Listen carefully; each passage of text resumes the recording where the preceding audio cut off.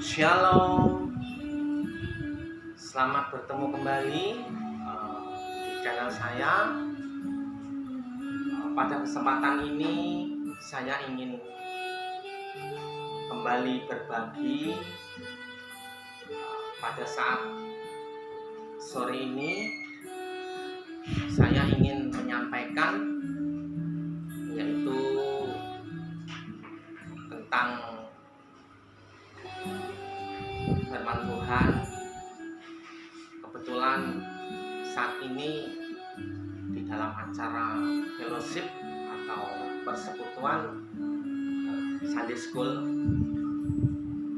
Pada kesempatan ini saya ingin menyampaikan satu pembahasan yang itu sangat dekat dengan anak-anak yang ada di dalam Sunday School itu sendiri. Pada kesempatan ini saya ingin mengangkat satu tema yang biasanya saya memberikan satu tema berseri tentang kuasa di dalam ujian.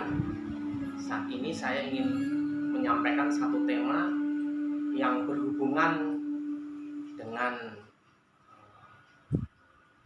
peradaban teknologi di zaman modernisasi ini. Kalau kita lihat, sebetulnya perkembangan digitalisasi, yaitu perkembangan zaman modernisasi ini, yaitu adanya ilmu pengetahuan dan teknologi, atau kita kenal teknologi dan sains. Itu ada dua hal yang bisa kita ambil, yaitu sisi positif dan sisi negatif. Kalau kita ambil dari sisi positifnya, sebetulnya dengan adanya perkembangan digitalisasi, yaitu perkembangan sains dan teknologi itu sangat membantu di dalam peradaban manusia di zaman modern ini. Karena apa? Karena sesungguhnya manusia itu bisa dipermudah atau diperingan dengan adanya bantuan perkembangan teknologi itu. Salah satu contohnya yaitu hal yang sangat dekat sekali dengan kehidupan anak-anak Sunday School, yaitu digitalisasi itu yang pertama yang sangat dekat dengan kehidupan secara langsung, yaitu handphone atau HP. Yang kedua, laptop atau komputer. Yang tiga, televisi. Dan yang keempat, radio dan lain-lainnya.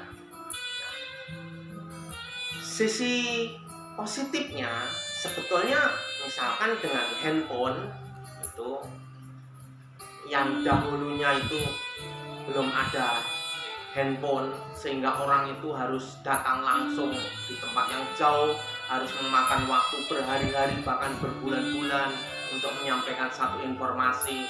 Tetapi dengan adanya kemajuan teknologi dan sains ini, dengan handphone orang bisa mengirimkan email, bahkan bisa mengirimkan scan dokumen aslinya melalui aplikasi sekarang PDF dan lain sebagainya.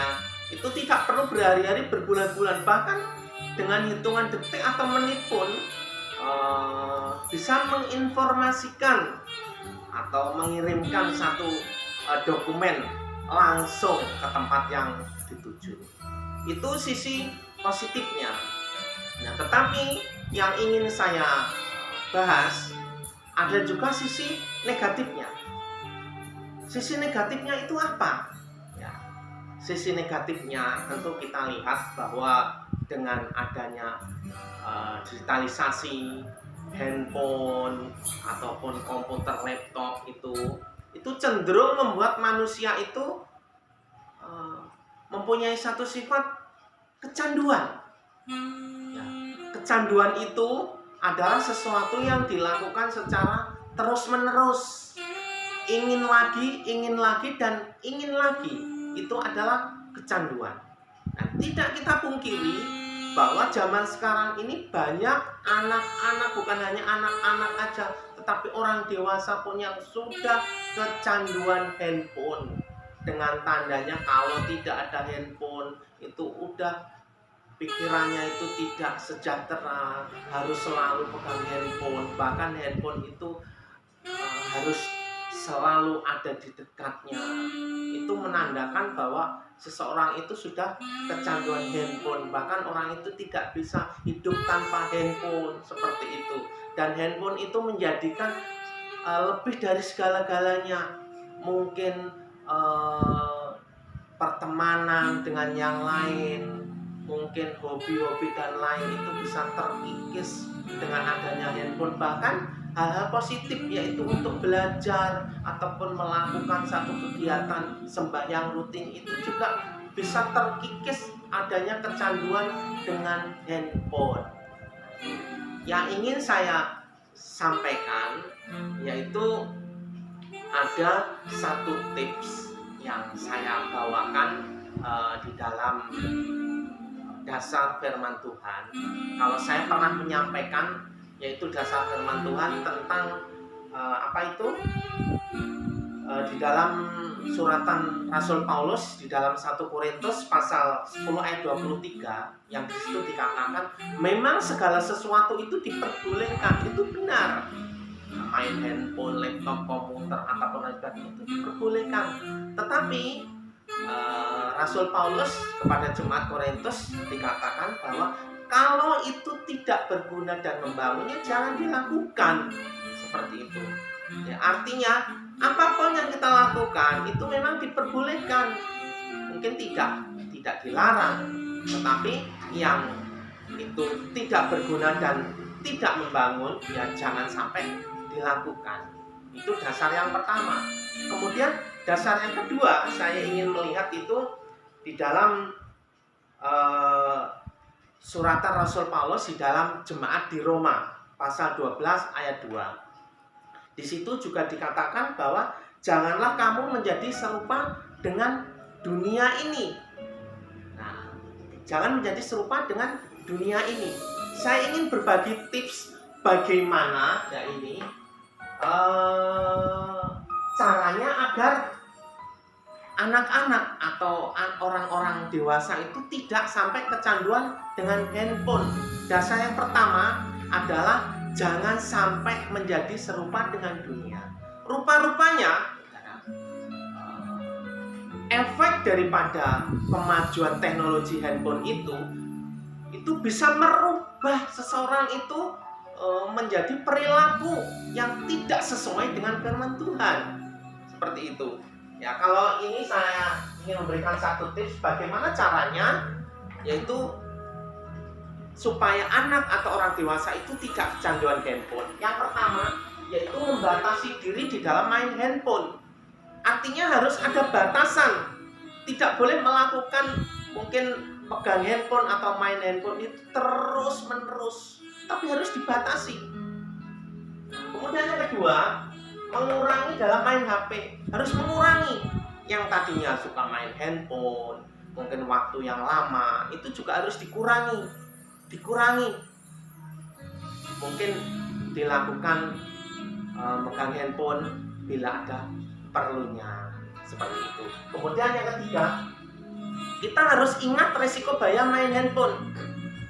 Ternyata radiasi handphone itu sangat berbahaya. Bisa merusak mata, bisa merusak pikiran, bahkan bisa merusak pola hidup manusia itu. Tidak tahu waktu, main handphone terus-menerus sehingga melupakan rutinitas, melupakan kebiasaan-kebiasaan yang lain. Mungkin hal positif dalam jadwal sembahyang itu bisa mengikis hal-hal itu. Jadi kalau kita ingat itu resiko dan bahayanya main handphone itu. Jadi kita harus tahu, mungkin secara jangka pendek itu tidak terasa, tapi jangka panjangnya yang bisa merusak diri kita itu harus kita hindari. Jadi lebih baik kita mencintai tubuh kita ini, mencintai kesehatan kita daripada cuma mencintai handphone, kebiasaan yang buruk itu. Nah, kemudian yang keempat, cari kegiatan lain yang positif. Carilah kegiatan yang positif, misalkan berolahraga, bagi yang masih sekolah mungkin belajar, bisa bermain gitu. Jadi ada waktunya mungkin main handphone. Nah, kalau waktunya belajar ya belajar, waktunya kita bermain dengan teman-teman ya kita bermain dengan teman-teman.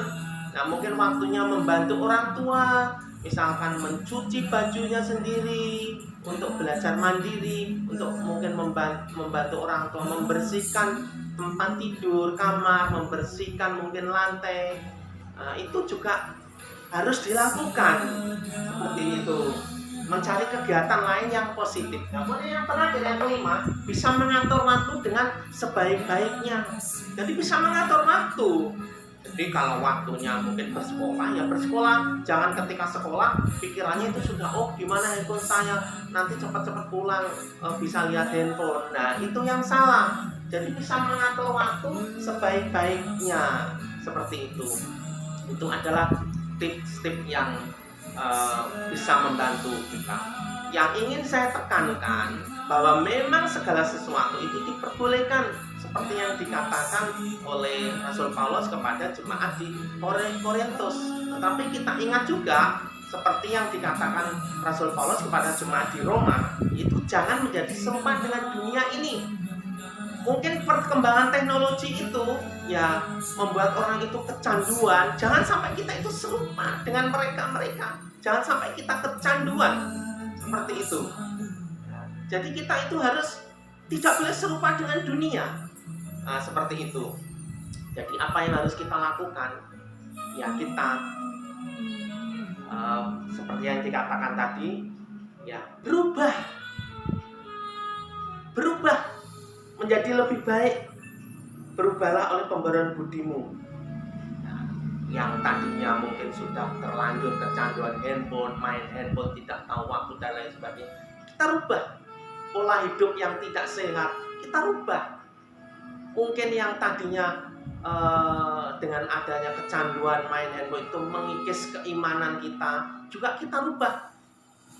Yang merusak sifat-sifat kita, yaitu untuk tidak semangat untuk beribadah, tidak semangat untuk sembahyang, ya kita rubah menjadi lebih baik, dan sehingga bisa membedakan mana kehendak Allah dan mana yang baik, mana yang berkenan kepada Allah ataupun yang tidak berkenan kepada Allah.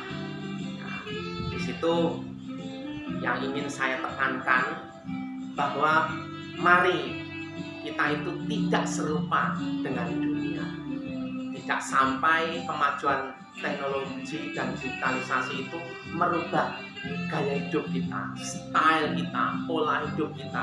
Kita tidak boleh berubah dan kita tidak boleh terbawa arus oleh itu. Tetapi kita benar-benar bisa justru berubah menjadi lebih baik. Kita bisa membedakan mana kehendak Allah, mana yang baik, mana yang berkenan, dan mana yang tidak berkenan. Semoga tips yang saya sampaikan kali ini boleh bermanfaat buat kita semua, terutama bagi anak-anak yang masih studi.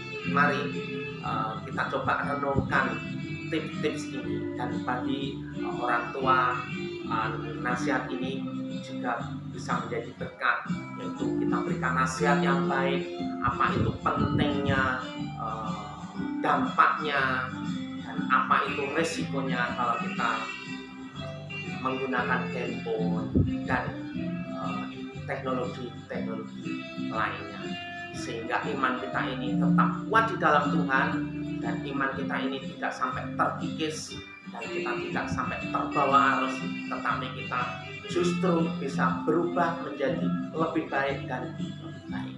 Oke, terima kasih sudah menonton channel saya. Sampai ketemu lagi di bahasan-bahasan saya selanjutnya.